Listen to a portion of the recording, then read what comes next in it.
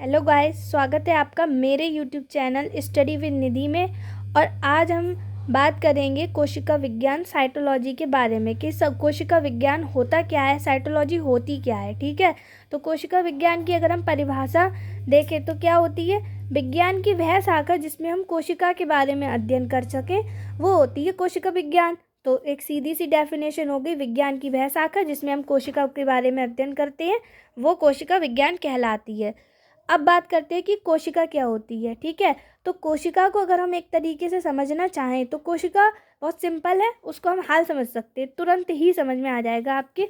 देखिए कोशिका क्या होती है, जिस तरीके से एक हम जब घर बनाते हैं तो घर बनाने के लिए हम ईंट का यूज़ करते हैं, सीमेंट का यूज़ करते हैं, प्लास्टर का यूज़ करते हैं, पेंट करते हैं उसमें। ठीक है, तो घर बनाने के लिए सबसे पहले जो काम में आता है वो होती है ईंट। ठीक है, तो उसी तरीके से जब हमारे शरीर का निर्माण होता है तो शरीर में भी तो कुछ ना कुछ सबसे पहले बनता होगा ना। तो शरीर जब सबसे पहले बनता है तो सबसे छोटी इकाई जो कोशिका होती है वही होती है। ठीक है, तो कोशिका होती है वो हमारे शरीर की सबसे छोटी इकाई होती है। मतलब अगर हम इसकी डेफिनेशन को देखें तो कोशिका जो होती है वो सभी जीवों की आधारभूत, संरचनात्मक और मूलभूत इकाई होती है। ठीक है, कोशिका जो शब्द है वो एक लैटिन शब्द है जो कहाँ से लिया गया है, सेलुला। सेलुला का अर्थ होता है छोटा कोष्ठक, छोटी कोष्ठक या छोटा कमरा, स्मॉल कंपार्टमेंट। ठीक है, तो अब डेफिनेशन आप पढ़ लीजिए।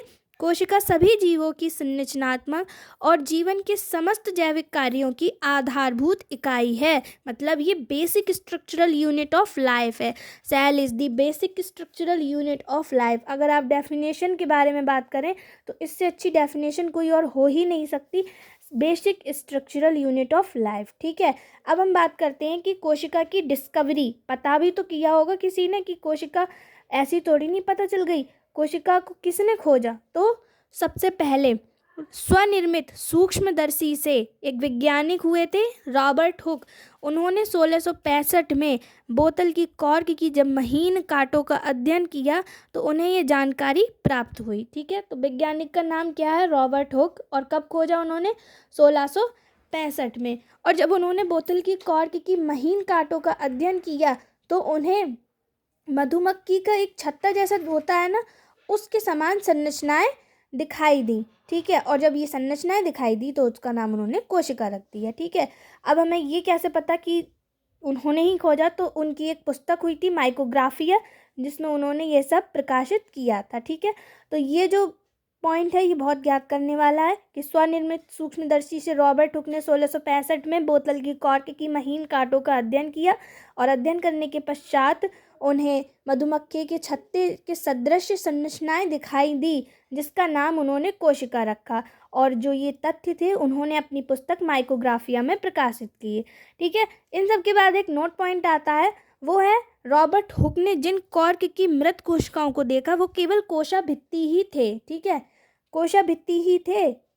मतलब रॉबर्ट हुक ने जब कॉर्क का अध्ययन किया तो वो पहली बार मृत कोशिकाएं थे। फिर उनके बाद एक दूसरे वैज्ञानिक आते हैं, ल्यूविन हॉक। इन्हें भी बहुत बड़ा दर्जा दिया गया है जीव विज्ञान में। इन्होंने 1683 में अपने द्वारा निर्मित सूक्ष्मदर्शी से स्वतंत्र और जीवित कोशिकाओं का अध्ययन किया।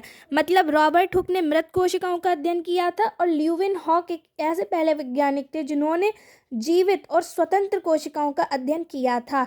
ये बात याद करने वाली है, याद कर लीजिए। अब हम कोशिका के बारे में कुछ और इन्फॉर्मेशन देख लेते हैं कि क्या है। कोशिका में जो जीवित पदार्थ की उपस्थिति थी वो अल्फोंसो कीटोन कॉर्टी ने दी थी। ठीक है, ये भी एक वैज्ञानिक है। ये वाली जो जानकारी होती है वो बहुत कम देखने को मिलती है, तो इसलिए आप इसको लिख लीजिए। कोशिका में जो जीवित पदार्थ की उपस्थिति किसने बताई थी, अल्फोंसो कॉर्टी ने। ठीक है, अब आर्किड की जड़ों की कोशिकाओं में कुछ गोल आकृतियों को देखकर रॉबर्ट ब्राउन ने न्यूक्लियस नाम दिया। ठीक है, देखो रॉबर्ट ब्राउन और रॉबर्ट हुक, ठीक है, इसमें बच्चे कंफ्यूज हो जाते हैं। रॉबर्ट हुक ने कोशिका की खोज की थी लेकिन रॉबर्ट ब्राउन ने केंद्रक की खोज की थी। ठीक है, न्यूक्लियस की खोज की थी। अब आर्किड, आर्किड क्या होता है, ये आर्किड एक पौधा होता है। ठीक है, जैसे कि अब हम देखें, हमने आपको बताया कि कोशिका एक सबसे मूलभूत इकाई है, ये सबसे ज़्यादा इम्पॉर्टेंट। तो जो कोशिका होती है वो पौधों में भी पाई जाती है और जानवरों में भी, ठीक है। तो जो कोशिका होती है, ऐसा नहीं है कि केवल हम ही लोगों में पाई जाती है, जानवरों में पाई जाती है, पौधों में भी पाई जाती है। बस अंतर इतना है कि पौधों में जो कोशिका होती है वो पादप कोशिका के नाम से जानी जाती है, और जो हम लोगों में होती है उसे जंतु कोशिका कहते हैं, ठीक है। तो आर्किड एक पौधा होता है जिसकी जड़ों की जब कोशिकाओं का अध्ययन किया गया रॉबर्ट ब्राउन के द्वारा, तो उन्हें कुछ गोल आकृतियां दिखाई दी और उन्होंने उनका नाम न्यूक्लियस दिया, ठीक है। अब बात आती है, अगला पॉइंट है कोशिकावाद का जो प्रतिपादन था वो H.J. ड्यूट्रोचैट ने प्रस्तुत किया। कोशिकावाद का प्रतिपादन किसने किया? H.J. ड्यूट्रोचैट, ये भी एक वैज्ञानिक थे, इसको भी आप लिख लीजिए। अपनी पुस्तक द सेल में कोशिकावाद का सही प्रस्तुतिकरण जर्मनी के वैज्ञानिक मैथियस स्लीडन और थियोडोर स्वान, जो कि ब्रिटिश के जंतु वैज्ञानिक थे, उन्होंने दिया। मतलब अब हम कोशिकावाद क्या होता है ये भी पढ़ेंगे, ठीक है। ये बता रहे हैं कि कोशिकावाद का प्रतिपादन H.J. ड्यूट्रोचैट ने किया था, ठीक है। और अगले ही पॉइंट में बता रहे हैं द सेल में कोशिकावाद का सही प्रस्तुतिकरण जर्मनी के वनस्पति वैज्ञानिक मैथियस स्लाइडेन और ब्रिटिश के जंतु वैज्ञानिक थियोडोर स्वान ने किया। इसका मतलब ये है कि इनसे पहले कोशिकावाद का प्रतिपादन आ चुका था, लेकिन ये वाला जो था प्रतिपादन वो सही नहीं था। तो उसके बाद जब थियोडोर स्वान और स्लीडन ने दिया था तो ये वाला जो प्रतिपादन था वो ठीक था, ठीक है। तो इनकी पुस्तक थी द सेल, उसमें दिया था। अगली बात आती है कोशिकावाद के अनुसार क्या है। कोशिकावाद है क्या? इसके अनुसार ये बताया गया है कि सभी जीव जो होते हैं वो कोशिका या कोशिकाओं द्वारा निर्मित होते हैं। ये अभी मैंने आपको बताया कि चाहे पादप हो चाहे जंतु हो, वो सभी कोशिकाओं से मिलकर बने होते हैं। तो इसी में यही दिया गया है, सभी जीव कोशिका या कोशिकाओं द्वारा निर्मित होते हैं। बस इतनी सी बात है। अगला पॉइंट है ह्यूगो वॉन मॉल और जोहनस परकिंजे ने कोशिका में उपस्थित जीवित जेली सदृश पदार्थ को जीवद्रव्य नाम दिया। अब जेली तो सभी ने देखी होती है, तो जेली बताने की कोई ज़रूरत है नहीं है। ह्यूगो वॉन मॉल थे और जोहनस परकिंजे, ठीक है, ये दो वैज्ञानिक हैं, इनके नाम आप रट लीजिए, ठीक है। इन्होंने क्या बताया था? कोशिका है, अब कोशिका ऐसी होती है, अगर हम कोशिका को इस तरीके का भी मान लें, ठीक है, तो इसमें कुछ ना कुछ पदार्थ होगा। वैसे मैं भी आपको स्ट्रक्चर अगली वीडियो में बनाना सिखाऊंगी।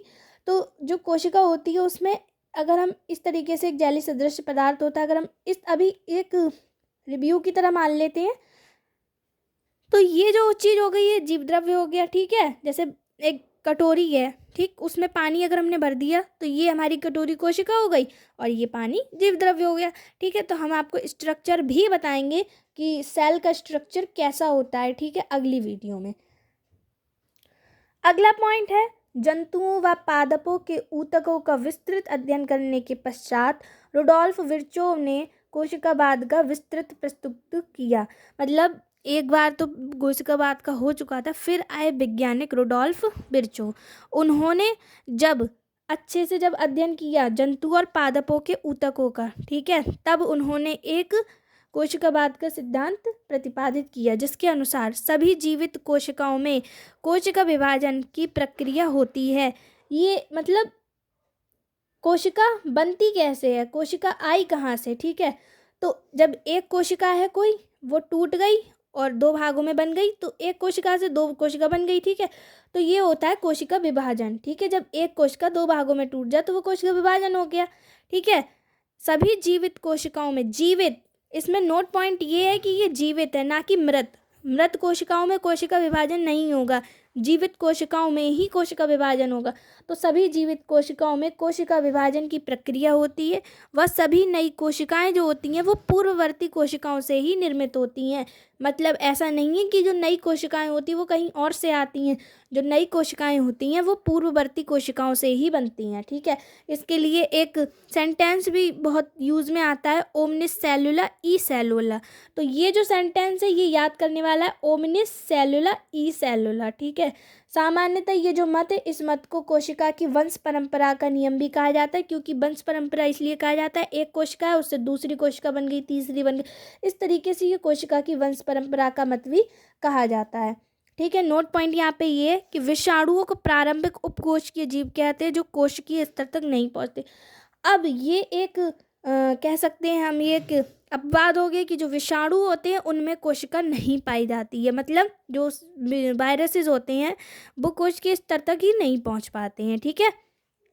कोशिका का आकार, अब हम बात करते हैं शेप ऑफ सेल। हमने बात कर ली कि कोशिका होती क्या है, अब हम देख ले कि कोशिका का आकार कैसा होता है। मतलब उसका कुछ ना कुछ तो आकार होता ही होगा ना, ऐसा तो नहीं है उसका कोई आकार ना हो। ठीक है, तो कोशिका का आकार की बात करें तो कोशिका का आकार निश्चित नहीं है कि गोल ही होगी या चौकोर होगी या फिर ओवल शेप में होगी, मतलब हर तरीके की हो सकती है। तो विभिन्न जंतुओं व पादपों में कोशिका का आकार भिन्न भिन्न होता है। मतलब अब आप एक बात खुद देख सकते हैं, यहाँ पे विभिन्न जंतु मतलब ऐसा नहीं है किसी एक ही जंतु में कोशिका पाई जाए, मतलब बहुत सारे जंतु हैं तो बहुत सारी कोशिकाएं होंगी।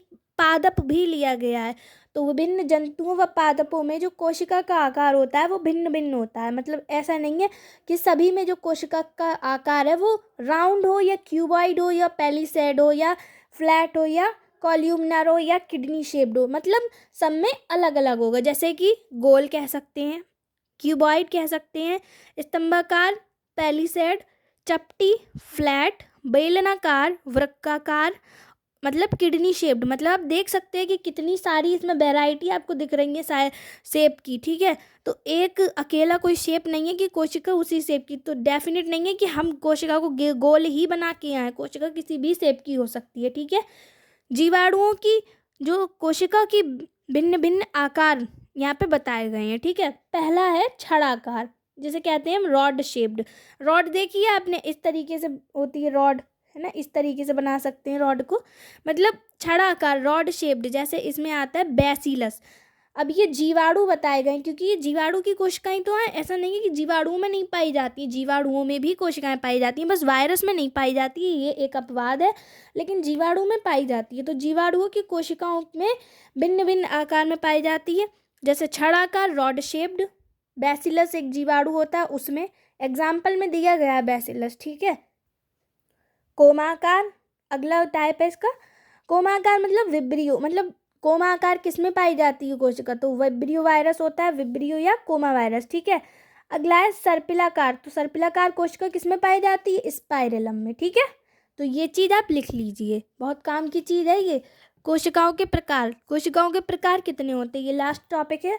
तो कोशिकाओं के प्रकार, टाइप्स ऑफ सेल। ठीक है, तो कोशिकाएं मुख्य रूप से दो ही प्रकार की होती हैं, प्रोकैरियोटिक और यूकैरियोटिक। ठीक है, तो प्रोकैरियोटिक और यूकैरियोटिक और समझ लेते हैं क्या होती है। तो जो प्रोकैरियोटिक क्या होता है, ये जो सेल्स होती हैं वो प्रोकैरियोटिक जीवों में पाई जाती हैं। मतलब जैसे ये वाली जो सेल्स होती हैं वो प्रोकैरियोटिक जीवों का मतलब है, जैसे जीवाणुओं में नीली हरी शैवाल है ना, उनमें पाई जाती हैं। ठीक है, मतलब जो कम विकसित हैं थोड़े। ठीक, ये कोशिकाएं प्रोकैरियोटिक जीवों में पाई जाती हैं, ये कोशिकाएं आद्य होती हैं। इन कोशिकाओं में केंद्रक कला का अभाव होता है। मतलब जब मैं आपको अगली वीडियो में इसका स्ट्रक्चर बताऊंगी सेल का, तो आप जान पाएंगे कि केंद्रक कला क्या होती है। ठीक है, तो इन कोशिकाओं में केंद्रक कला का अभाव होता है। केंद्रक कला एक तरीके से आप देख लीजिए, कोई एक घर बना है, ठीक है, तो उसमें दीवार लगी हुई है। ठीक है, उसमें दीवार लगी हुई है तो वो हो गई केंद्रक कला, है ना, घर की कला हो गई। अब कोई एक ऐसा घर है जिसमें दीवार ही नहीं लगी है ना, तो वो क्या हो गई, ये प्रोकैरियोटिक में आ गई। ठीक, तो ये कोशिकाएं, इनमें क्या होता है, केंद्रक कला का अभाव होता है। अतः केंद्रक में पाए जाने वाला जो प्रोटीन होता है, न्यूक्लिक अम्ल होता है, आनुवांशिक पदार्थ होता है, डीएनए होता है, आरएनए होता है आदि, मतलब जो सीधे साइटोप्लाज्म के संपर्क में रहते हैं। मतलब जितना अटरम चटरम है ये सब कोशिका का सीधे उसके, इसमें कोशिका कला नहीं हो, केंद्रक कला नहीं होती है, इसलिए जो केंद्रक में जो पाया जाता है प्रोटीन, न्यूक्लिक अम्ल, आनुवंशिक पदार्थ, डीएनए और आरएनए, वो सीधे साइटोप्लाज्म के संपर्क में रहता है कोशिका द्रव्य के। ठीक है, अब इसमें राइबोसोम की उपस्थिति देखते हैं, तो 70 प्रकार के राइबोसोम उपस्थित होते हैं। ठीक है, यद्यपि इनमें अन्य कोशिकांग जैसे माइटोकॉन्ड्रिया, गोल्जिकाय, अंतःप्रद्वीजालिका, तारककाय आदि का अभाव होता है। मतलब इसमें ना तो माइटोकॉन्ड्रिया पाया जाता है, ना गोल्जिकाय, ना अंतःप्रद्वीजालिका, ना तारककाय, इन सब का अभाव होता है। केंद्रक कला विहीन। ठीक है, केंद्रक कला अभी बताया, केंद्रक कला का अभाव नहीं अभाव होता है, मतलब केंद्रक कला विहीन होती है। केंद्रक आरंभिक केंद्रक कहलाता है।